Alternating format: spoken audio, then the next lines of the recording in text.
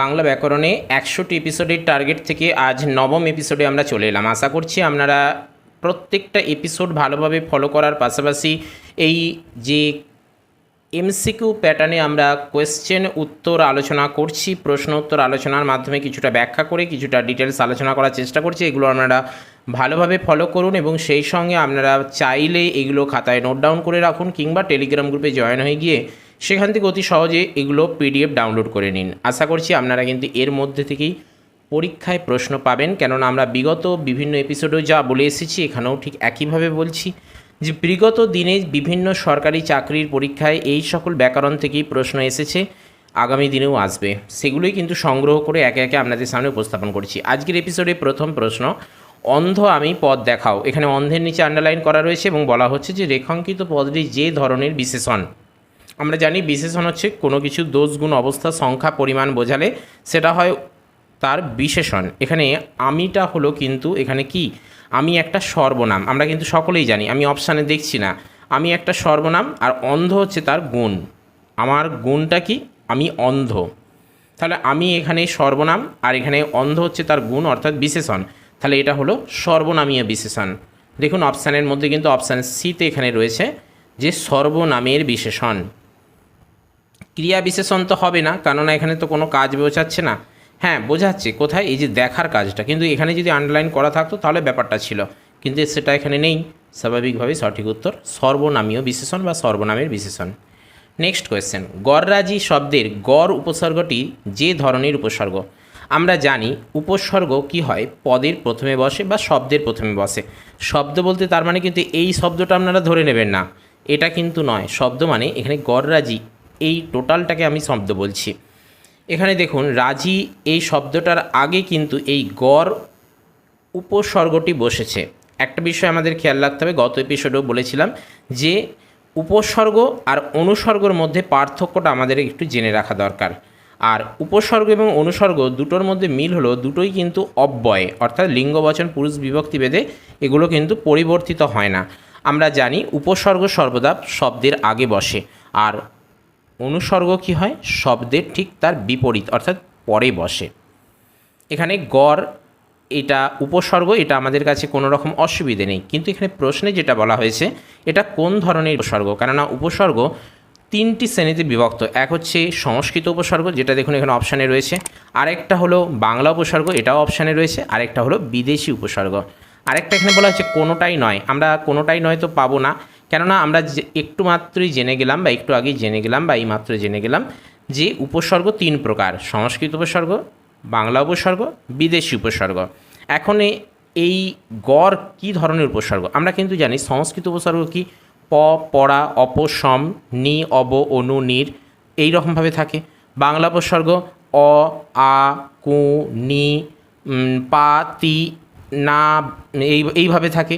আর বিদেশি উপসর্গ বলতে সেগুলোই বোঝায় সংস্কৃত এবং বাংলা এই দুটো উপসর্গ বাদে বা খাঁটি বাংলা এই দুটি উপসর্গ বাদে যেগুলো রয়েছে যাচ্ছে সেগুলো কিন্তু বিদেশি উপসর্গ। এবার বিদেশি বলতে কি, সেগুলো আরবি, ফার্সি, ওলন্দাজ, পর্তুগিজ, এই যে বিদেশি জাতি এবং সেই ভাষারই থেকে আগত বিভিন্ন উপসর্গ কিন্তু হতে পারে। এখানে গড় হলো একটি কিন্তু বিদেশি উপসর্গ। ক্লিয়ার করতে পারলাম? নেক্সট আসি, আপনাদেরকে কিন্তু এগুলো অনেকটা মুখস্থ রাখার মতো মনে রাখতে হবে কিংবা প্র্যাকটিস করতে হবে, এছাড়া আর কোনো কিন্তু উপায় নেই। যতটা আপনারা প্র্যাকটিস করবেন কোন উপসর্গ এটা, সেটা বিদেশি উপসর্গ না বাংলা উপসর্গ না সংস্কৃত উপসর্গ, এক কথায় বলা চলে বাংলা উপসর্গ এবং সংস্কৃত উপসর্গ, এইগুলো একটু মুখস্থ রাখা যায়। আর এই দুটো বাদে যেগুলো থাকবে সেগুলোকে আপনারা কিন্তু বুঝতে পারবেন যে একটা শব্দ দেওয়ার পরেই সেটা কিন্তু আমাদের ব্যাকরণের মধ্যেই পড়তে হয়, এটা কোন শব্দ, আরবি শব্দ, ফার্সি শব্দ, মানে আরবি থেকে এসেছে না ফার্সি থেকে এসেছে না পর্তুগিজ থেকে এসেছে, এই যে ব্যাপারগুলো আমাদেরকে পড়তে হয় শব্দ ভাণ্ডারে, সেইগুলোর মাধ্যমেই কিন্তু এইগুলো উপসর্গগুলো চিনে নিতে পারবেন। 3 নম্বরে আসি, সিংহল নামে রেখে গেছে নিজ শৌর্যের পরিচয়। এখানে বর্গীয় জ হয়ে গেছে, বানানটা একটু আপনারা কারেকশান করে নেবেন। এখানে প্রশ্নে বলা হচ্ছে নিজ, এর নিচে আন্ডারলাইন করা হয়েছে এবং এখানে এই নিজটা কোন ধরনের সর্বনাম সেটা আমাদেরকে খুঁজে নিতে হবে। এখানে কিন্তু কোন ধরনের সর্বনাম সেটা এখানে লিখে দেওয়া দরকার ছিল, কিন্তু আমরা এখানে উল্লেখ করিনি। কেন, এখানে যে অপশানগুলো রয়েছে এগুলোর মধ্যে থেকে আপনাকে খুঁজে নিতে হবে।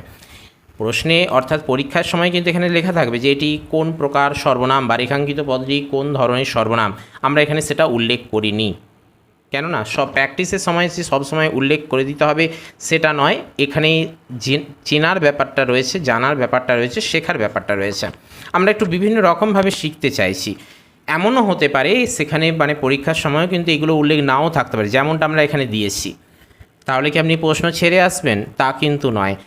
হ্যাঁ, এখানে যেহেতু এটা উল্লেখ নেই সে কারণে হয়তো পরবর্তীকালে পর্ষদ থেকে এটা কারেকশান করে দেওয়া হতে পারে, কিংবা বলা হতে পারে যে প্রশ্নটা অসম্পূর্ণ, স্বাভাবিকভাবে প্রত্যেকে নাম্বার পাবে, কিন্তু তার মানে তো এই নয় যে আপনি ছেড়ে এলে নাম্বার পাবেন। এমনও হতে পারে যে টাচ করলে তবে নাম্বার পাবেন, এবং সেটাই কিন্তু সব থেকে বেশি হয়ে থাকে। তাই অবশ্যই আপনাদেরকে কিন্তু এখানে অ্যাটেন্ড করতে হবে। আর সব থেকে বড় কথা, আগে থেকে প্রস্তুত নিয়ে গেলে, আগে থেকে জানা থাকলে বিষয়টা, তাহলে আর কোনো সমস্যার সম্মুখীন হতে আমাদের হবে না। এখানে অপশানের মধ্যে রয়েছে দেখুন নিজ, আন্ডারলাইন করা রয়েছে, এবং এই নিজটা কোন প্রকার সর্বনাম? ব্যক্তিগত সর্বনাম, নির্দেশক সর্বনাম, আত্মবাচক সর্বনাম। ব্যক্তিবাচক সর্বনাম অনেকে কিন্তু ভেবে ফেলেন, সেজন্য এখানে অপশানের মধ্যে দেওয়া রয়েছে। নির্দেশকটা হবে না, প্রত্যেকেই বুঝতে পারছে যে নির্দেশ বোঝাচ্ছে না, কিন্তু ব্যক্তিবাচক করে ফেলার সম্ভাবনা বেশি থাকে। কিন্তু এটা সবথেকে বড় কথা এটাই, যেখানে নিজেকে বোঝানো হয়েছে, অর্থাৎ আত্মবাচক সর্বনাম, নিজেকে। বিষয়টা ক্লিয়ার করতে পারছি? জাস্ট একটু হালকা করে ভাববেন তাহলেই চলবে। এখানে ব্যাকরণ ব্যাপারটা হচ্ছে একটু ভেবে চিনতে কাজ করা, একটু ভাবলেই বিষয়টা কিন্তু ক্লিয়ার করে ফেলতে পারেন। খুব বেশি টাফ কোয়েশ্চেন আসে না, সহজই আসে। কে তারে সহসা মর্মে মর্মে আঘাতিল বিদ্যুতের ফণা? রেখাঙ্কিত পদটি যার উদাহরণ, দেখুন এখানে আমরা সেটা উল্লেখ করেছি, রেখাঙ্কিত পদটি যার উদাহরণ। এখানে আন্ডারলাইন করা রয়েছে আঘাতিল। অপশান সি এখানে সঠিক উত্তর, অর্থাৎ নাম ধাতুজ ক্রিয়া। আমরা জানি নাম ধাতু বলতে কি বিশেষ্য, বিশেষণ, এইগুলোকে কিন্তু বোঝায়। আর এখানে ক্রিয়া তো বোঝাচ্ছেই, কেননা আঘাতিল একটা ক্রিয়া বোঝাচ্ছে, কাজ করা বোঝাচ্ছে, স্বাভাবিকভাবেই এটা কিন্তু ক্রিয়া বোঝালো। কিন্তু এখানে প্রত্যেকটা অপশানেই ক্রিয়া দেওয়া রয়েছে, তাহলে কি করে আমরা বুঝবো যে ক্রিয়ার কোনটার অন্তর্গত? যুক্ত ক্রিয়া তো হবে না। আর ইয়া বা ইতে প্রত্যয়ান্ত অসমাপিকা ক্রিয়া, এই যে ব্যাপারটা থাকে, তাহলে সেক্ষেত্রে অনেকে কিন্তু যৌগিক ক্রিয়া করে ফেলেন, কিন্তু না, এটা সঠিক উত্তর রয়েছে অপশান সিতে, নাম ধাতুজ ক্রিয়া। নেক্সট 5 নম্বর কোয়েশ্চেনে আসি। মায়ের মতো আপন আর কে হয়? রেখাঙ্কিত পদটি যে ধরনের অব্যয়। অ্যাকচুয়াল অব্যয় বলতে আমরা তো একটু আগেই বললাম যে যার কোনো ব্যয় নেই, ক্ষয়শূন্য, বা যা কোনো অবস্থাতেই পরিবর্তিত হয় না, কনস্ট্যান্ট বা ধ্রুবক, যেটা আপনারা ভাববেন। মোট কথা যে এটা বোঝার জন্য এতগুলো কথা বললাম। এখানে বলা হয়েছে যে মায়ের মতো আপনার কে হয়, জিজ্ঞাসা চিহ্ন দেওয়া রয়েছে, একটু লক্ষ্য করতে হবে। এখানে জিজ্ঞাসা চিহ্ন দেওয়া রয়েছে, কিন্তু যদিও এক্ষেত্রে এই জিজ্ঞাসা চিহ্নটা কাজে লাগছে না, কিন্তু তবুও লক্ষ্য করতে হবে, যেহেতু পেছনে জিজ্ঞাসা চিহ্ন দেওয়া রয়েছে, কিন্তু আন্ডারলাইন করা রয়েছে যেটা, সেটা একটু আমাদের কাছে প্রধান বিষয়। বলা হচ্ছে রেখাঙ্কিত পদটি যে ধরনের অব্যয়, অর্থাৎ অব্যয় বলেই দিয়েছে, আমাদের আর কোনো অসুবিধে নেই। আর এখানে অব্যয় অপশানের মধ্যে উল্লেখও নেই, সে নিয়ে আমাদের কোনো চিন্তা নেই। আমাদেরকে খুঁজতে হবে মতো। আমরা জানি ন্যায়, মতো, এগুলো কি? মতো বা ন্যায় মানে কি? কারোর সঙ্গে তুলনা করা হচ্ছে, যে মায়ের মতো আপনার কে হয়, অর্থাৎ মায়ের সঙ্গে তুলনা করা হচ্ছে, তাহলে উপমাবাচক অব্যয়। অসম্মতি সূচক তো হবেই না, আমরা তো পরিষ্কার বুঝতেই পাচ্ছি। আর বৈকল্পিক ব্যাপারটা একটু এসে যায়, আর সংকোচক ব্যাপারটা কিন্তু থাকে না। বৈকল্পিক, এই যে কারোর সঙ্গে তুলনা করা হচ্ছে, যে মায়ের বিকল্প আপনার কে হয়, এরকম কেউ কিছু ভাবতে পারেন, বা চিন্তাভাবনা মাথার মধ্যে ওই সময় পরীক্ষায় এসে যায়। তাই এই দুটোর মধ্যে উপমাবাচক আর বৈকল্পিক এরকম এসে যায়, কিন্তু না, সঠিক উত্তর হচ্ছে মতো, এটা হলো উপমাবাচক অব্যয়, অর্থাৎ অপশান বি এখানে সঠিক উত্তর। ন্যায়, মতো, সম, এই যে ব্যাপারগুলো থাকে, এগুলো কি? উপমাবাচক অব্যয়। আমরা জানি উপমা আর উপমেয়, উপমান, উপমেয়, এ দুটোর মধ্যে পার্থক্য জানতে হয়। উপমান মানে কি? যার তুলনা করা হয়, যার তুলনা করা হয় সেটা হচ্ছে উপমান, আর যার সাথে তুলনা করা হয় সেটা হচ্ছে উপমেয়। বিষয়টা ক্লিয়ার করতে পারলাম। আর উদাহরণ দিয়ে ডিটেলসে যাব না। এখানে বলা হচ্ছে পর্যটন, এটা বর্গীয় জ হয়ে গেছে, এটা অন্তস্থ জ হবে, আপনারা কারেকশান করে নেবেন, কেমন? অন্তস্থ জ হবে। শব্দের কোন স্বরধ্বনি দুটির সন্ধি হয়েছে? আমরা জানি পর্যটন শব্দের স্বরধ্বনি দুটির সন্ধি, মানে সন্ধিতে ভাঙলে আমরা কী পাবো? পর্যটন, পরি যোগ অটন, তাই তো, এইভাবে থাকা হয়।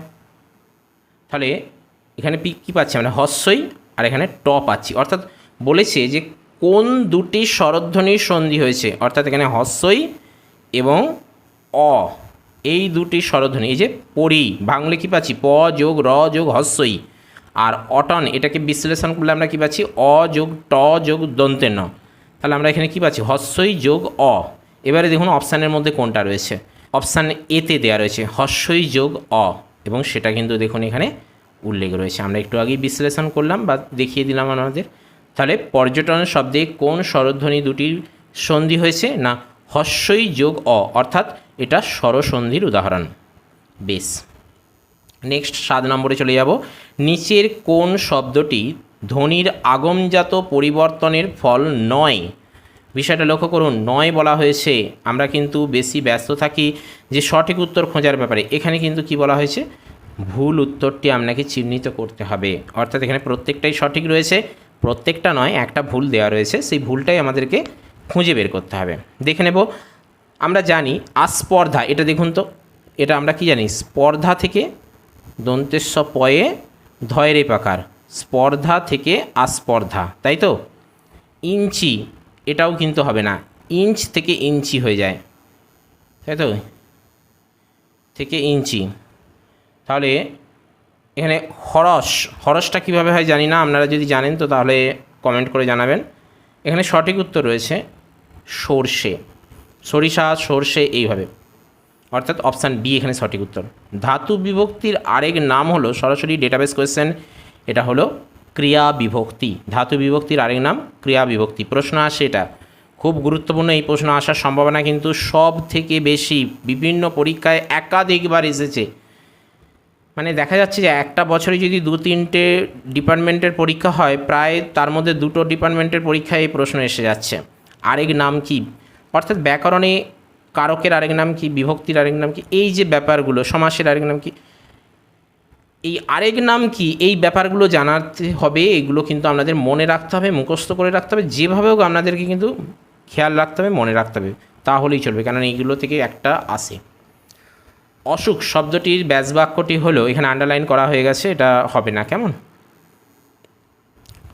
অসুখ শব্দটির ব্যাসবাক্যটি হলো, আমাদেরকে সমাস চিহ্নিত করতে বলা হয়নি, বলা হয়েছে যে এর ব্যাসবাক্যটা করতে হবে বা চিহ্নিত করতে হবে।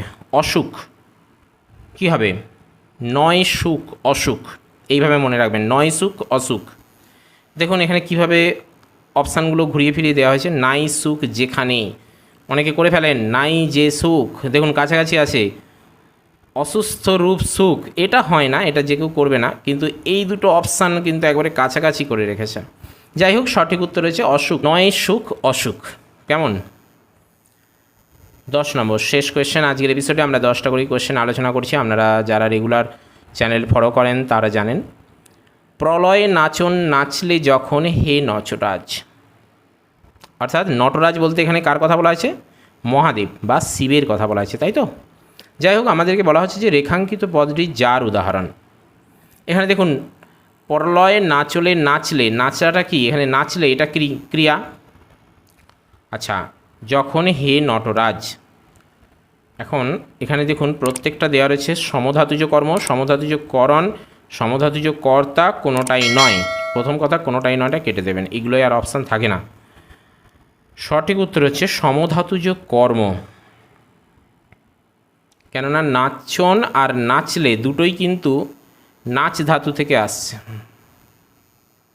দুটোই সমধাতুজ, অর্থাৎ কর্মটি যে ধাতু থেকে এসেছে ক্রিয়াটিও সেই ধাতু থেকেই এসেছে, সমধাতুজ কর্ম।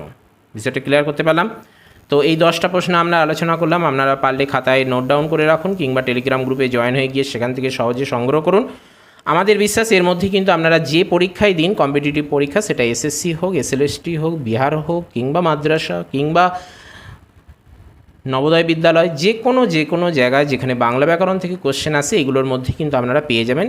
100 এপিসোডের মধ্যে দিয়ে আমরা সেটা আপনাদের সামনে উপস্থাপন করার চেষ্টা করছি, এবং 100% শিওরলি এই কথাটা বলছি। আপনারা যেভাবেই হোক এগুলো সংগ্রহ করে রাখুন, মাঝে মাঝে চর্চা করুন, আপনাদের কাজে লাগবে। তো চলুন, আজ আপাতত এই পর্যন্তই। If you like this video, please like, share, subscribe to our channel and press the bell icon for more updates. Stay tuned, stay connected with Sahitya Abhijan. Thank you.